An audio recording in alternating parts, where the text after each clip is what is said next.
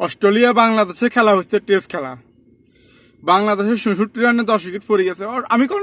আমি এটা নিয়ে কোনো আফসোস করি না, সত্যি কথা আমি কোনো আফসোস করি না।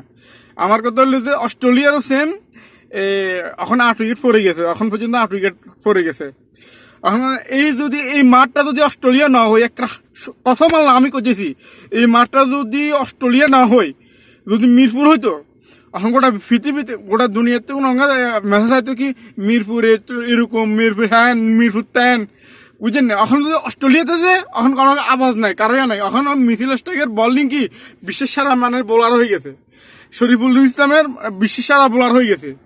এটা হলো যে বাস্তবতা, এটা হলো যে বাস্তবতা এখন বর্তমান দুনিয়া, যার মূলকটা জিনিসটা হলো এরকম।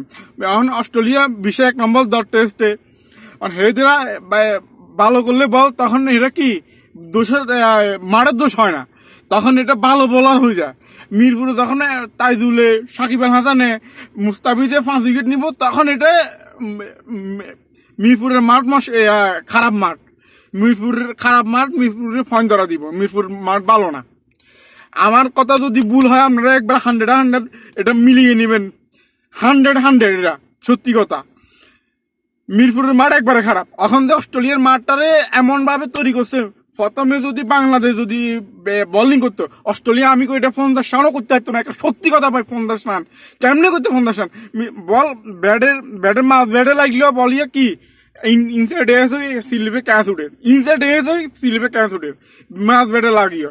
আর হে জায়গায় শরীফুলে বোল মারতেছে, বোল করতেছে সবার সমানে। আর মিথিল স্টার্কে সব বেশিরভাগ সবার ক্যাচ আউট করছে।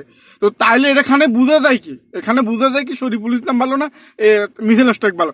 অবশ্যই শরীফুল ইসলাম ভালো, কারণ এই সবাই বোল করতেছে সমানে। মিথিল স্টার্কের নতুন বলে মাঠে ঘাস আছে, ব্যাটে কাঞ্জা লাগি সবগুলো মারে ক্যাচ উঠতেছে। এটা কোনো মাঠ হইলো না, মাঠ দাঁড় হইলো, এরকম কোনো খেলা হইলো? এখন যদি বাংলাদেশে যদি মিরপুর হইতো বা বাংলাদেশে সিলেট হইতো, একেবারে মাঠের দোষে হইতো ভাই, এটা মাঠের দোষে হইতো, ঠিক আছে না?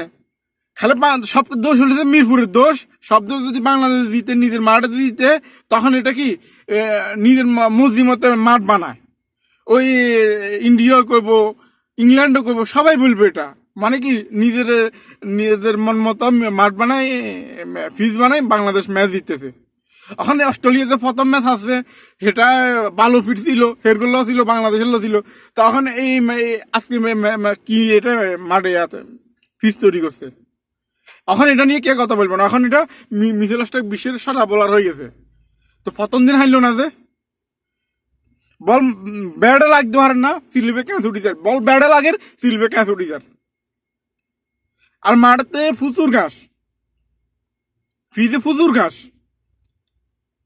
মিথিল স্টার্কে যদি একলা যদি আমি মানতাম, যদি মিথিল স্টার্কে যদি ভালো বল করতো, তখন যদি অস্ট্রেলিয়া যদি 500-600 রান বানা লাইতো, তখন আমি বুঝতাম যে না ঠিক আছে, এটা মিচেল স্টার্কে ভালো বল করি উইকেট নিছে। এখন তো শরীফুলে 6 উইকেট নিছে, এখন কি করবেন তাই কন? এখানে এর খবর কিছু আছে? শরীফুলে 6 উইকেট নিছে কি বল এমন ভাবে সুইং করতেছে দোনো দিকে, মানে বলার মতো না। এটা কোনো খেলার দাঁড়াতে পারে না। খেলা 2 দিনে শেষ হয়ে যাবে, আজকে দিন টিকতে হয়তো না অস্ট্রেলিয়া, অথবা বাংলাদেশও আজকে নামিয়ে যেতে পারে। এরপরে যদি কালকে যদি আসে, এই কালকে লাঞ্চের আগেই খেলা শেষ, ফলোয়ানে হয়তো পারে কিনা হিরো সন্দেহ বাংলাদেশ, আমার মনে হয়। আমি এখানে বাংলাদেশের কোনো দোষ দিব না। কিভাবে দোষ দিব? এর একটা দোষ দেওয়ার একটা লিমিট থাকে, যে না এটা মুশফিকে বালা খেলে নাই, শান্ত বালা খেলে না, কিভাবে খেলবো আপনারা কন? মিচেল স্টার্কের বলের প্রথমে যেভাবে ঘাসের মধ্যে সুইং করতেছে ভাই, এটা ঠেকা রাখার মতো না। ঠেকা রাখবো কি? বল ঠেকাইলে দেখছেন না, 7 মানে বলই ঠেকাইছে, বলই গেছে সিলিপে ক্যাচ চলে গেছে। যে বল ঠেকাই দিয়েছে, ঠেক দিলেও বলির সিলিপে ক্যাচ চলে যান,